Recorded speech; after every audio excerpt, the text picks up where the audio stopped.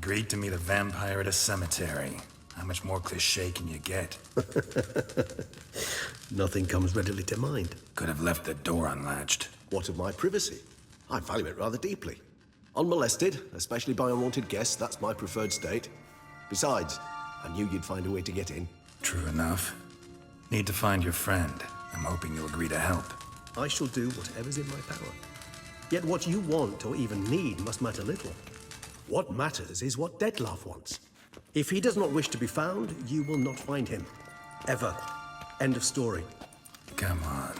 Gotta be some way.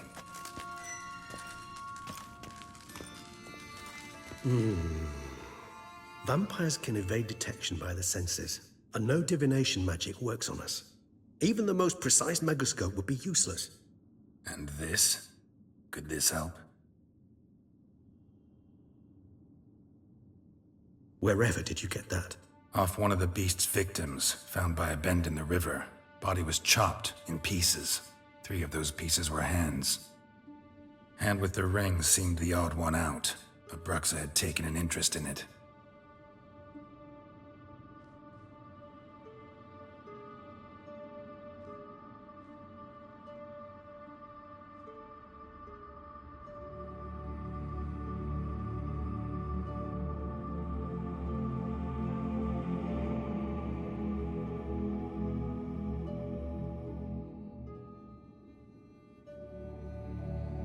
It's Dettlaff's hand, without a doubt. It will do splendidly.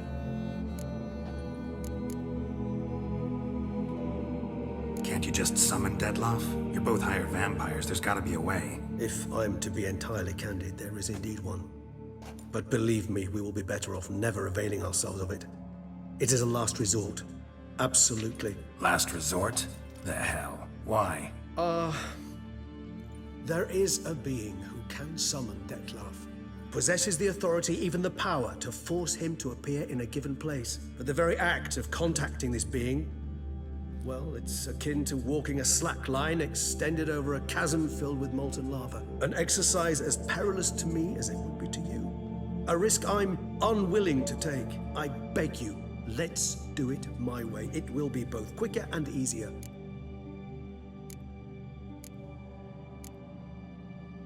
Ring's pretty intriguing. Made of no metal I've ever seen. And the ornamentation.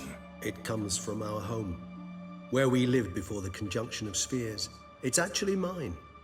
I received it from a dear old friend. You might call him a humanist.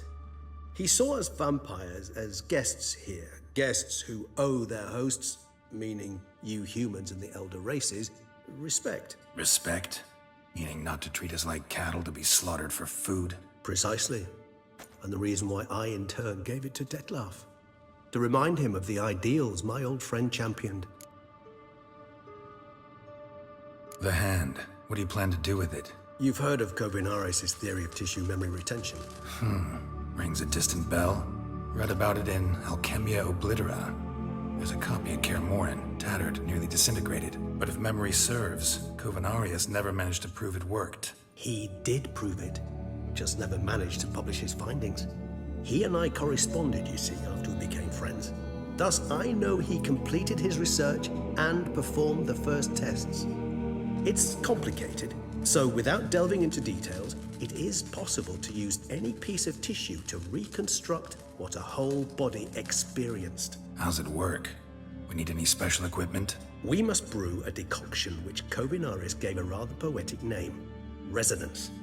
Once imbibed, it sends one into a trance similar to that induced by narcotics. This triggers visions of events linked to strong emotions experienced by the tissue's owner.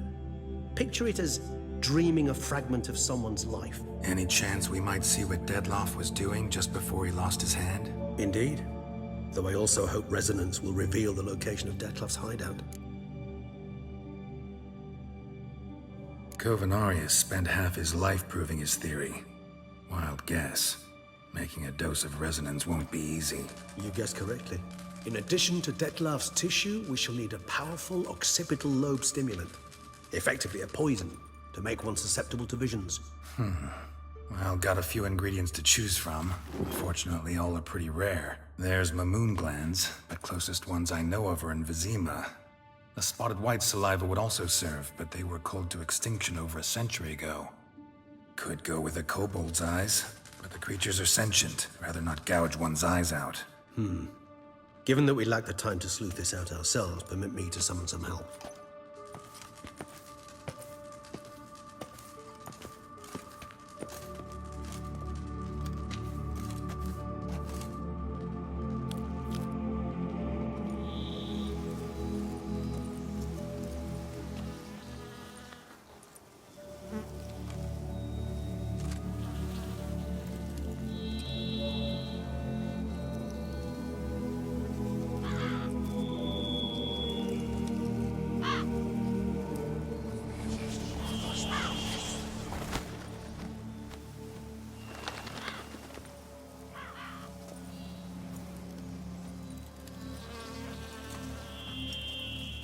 What was that? A raven? Rather a common sight at this latitude. Very intelligent fowl. I asked him to look for the creatures you mentioned. Him and his brethren. Perhaps they'll find one in the area, and I would hazard that a flock of ravens will spy any said creature faster than a solitary witcher would. With all due respect to your skills, my friend. It will take them some time, nonetheless. So, perhaps you'd care for a snifter of mandrake.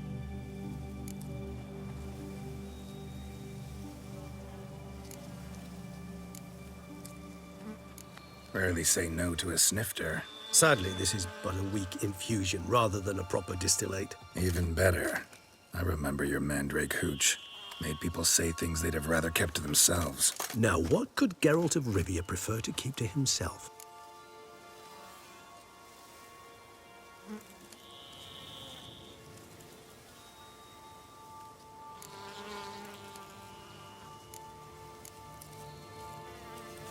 So, think you've set a nice little trap for me?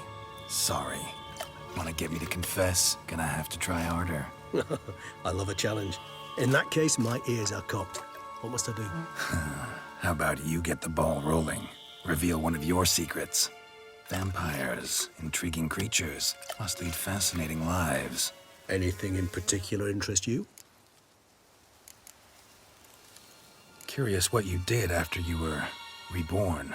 As I'm sure you can surmise, at first I was thoroughly absorbed with recovering. As it is, I've still not recovered completely.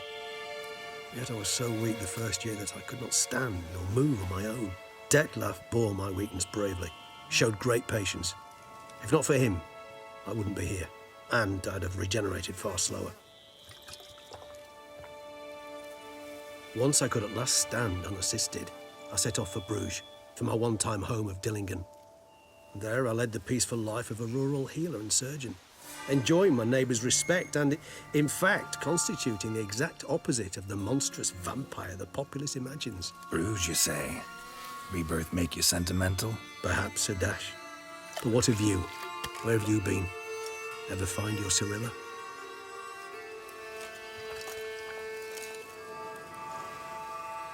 Back then, yeah. But we parted again soon after. Gotta ask you the big question, one everyone wonders about. What happens after death? You wish me to tell you if the human belief in the gods is well founded? Well, that I do not know. We vampires differ exceedingly from you humans. Our matter, that of which we are composed, can exist without form. We require neither a heart, nor a brain, nor air to breathe. But were you dead? As humans understand death, yes. Feel anything? Understand anything? It's rather hard to explain. I felt something very unsettling. Something I cannot even name, for I did no reasoning. Only after rebirth did I begin to understand that what I had felt was cold and unimaginable fear. If not for Detlef, I might have drowned in an eternity of icy terror. Can't have been alive then. Sheesh, experience like that must be vicious. Indeed, it's hard to compare to anything I know. Yet you are aware we don't see death as you do. The way you cling to life, we find it entirely peculiar. You are mortals, ergo it's a foregone conclusion. You will die. It's but a question of time. Thus, I often find myself wondering why you try so very hard. To die at 20 years, 40, even 100, what's the difference? They're all but the blink of an eye. Depends on your point of view. Man who's got 1,000,000 crowns to spend can't possibly understand one who's only got 20. Very true. One's outlook can indeed change much.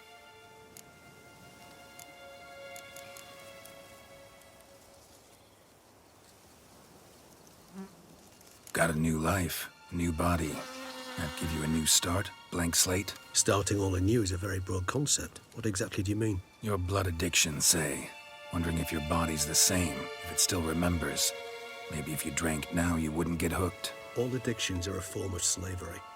Re-addiction's not a risk I'm willing to take, just to test a hypothesis about corporeal regeneration and whether propensities carry over. Fair enough. Curiosity, that's all. Sorry. Not to worry, Geralt. Curiosity is a natural reaction under the circumstances, apart from which I've always valued that trait in you. Always fascinated me the way vampires can regenerate. A hand growing back is one thing, but Detloff recreating you out of a wet smear? Something else entirely. A difficult and laborious process, but one that's possible, as my presence proves. But I've heard you too had quite the adventure. They say you lost your memory. For a bit, but Triss helped me get it back. Actually, pretty damn lucky I only had amnesia. Yes, you humans are rather bothered in those terms. To strip you of life is, well, it's just plain easy. I've always pitied you in that regard. We vampires are much harder nuts to crack. If a member of another race kills one of us, we can be reborn with a living higher vampire's help. However, if one of our own strikes the deadly blow, death is permanent. There can be no rebirth. One of the chief reasons why vampires long ago swore never to fight one another. All right, give you one question. What do you want to know? One question to ask one as fascinating as you, Geralt. Cruel parsimony, I'd say, but I shall do my best to make it count. If you were to die and be reborn as I was, in your new life, would you choose to be a witcher?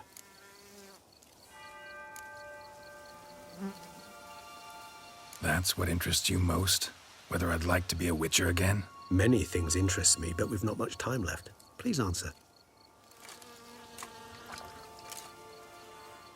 Never chose to be a witcher. Fate chose for me. Had it been my choice, I'd have picked a different profession. A profession where I wouldn't have to risk my life every minute of every day. Maybe even one that had earned me some respect. Thank you for being honest. Honesty is an attribute of the truly brave, and thus a privilege of the very few. Still no sign of your winged friend. Sure it understood what you wanted? Dead certain. Let's wait a bit longer. It'll return soon, don't doubt that for a moment.